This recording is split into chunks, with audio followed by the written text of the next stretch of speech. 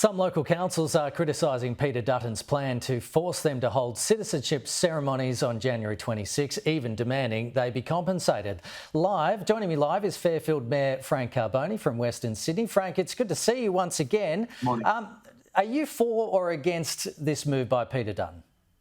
Well, we already hold our citizenship ceremonies on Australia Day. We hold them every morning. It's at a time where we do it at our water park.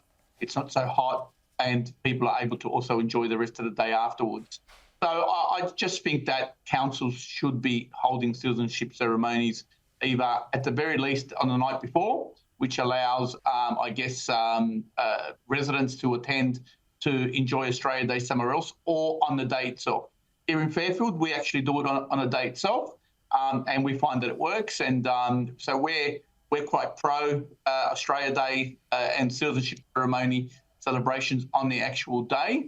But I can see how some councils might not work for some, but I do think that there has to be tighter guidelines. So I agree with Peter Dutton that there should be a smaller window, but not so that sort of will stop some councils that perhaps take advantage of the process about not having it at all or having it completely at a time where it's really irrelevant. So I agree that it should be made a lot tighter, but I can see that there are some challenges for some councils.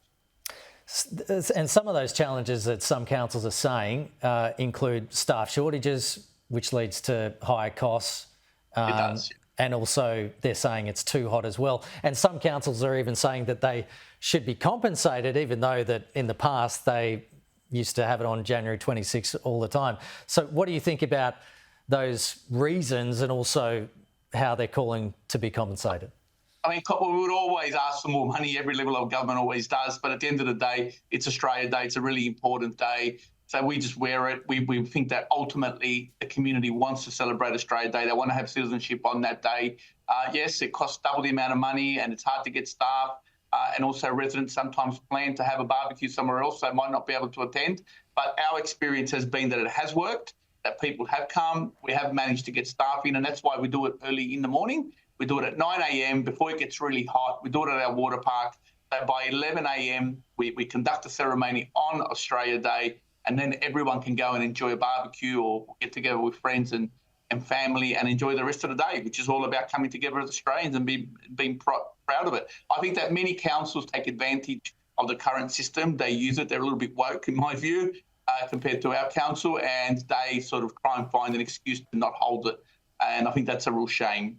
But look, I agree in theory that it should be done on Australia Day, but perhaps there should be a slight little bit of leeway if it can't be done on that day, perhaps to do it the night before, so people can actually go and enjoy Australia Day if they've got prior commitments as well. Because understand, it's not just citizenship, it's also the award ceremony where people need to come with their family and friends, and councils also do the award ceremony. So, but it works for Fairfield, so we don't need to, Peter Dutton doesn't have to change the law for us because we already do it on that day.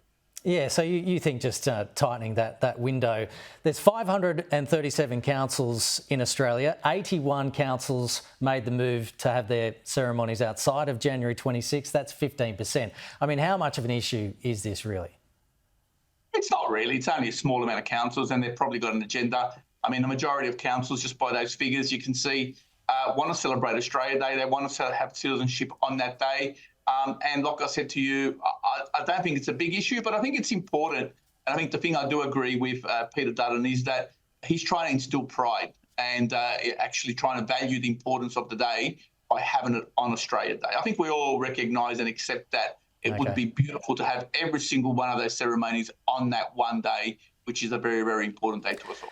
Frank Carbone, appreciate your time as always. Thanks for joining us.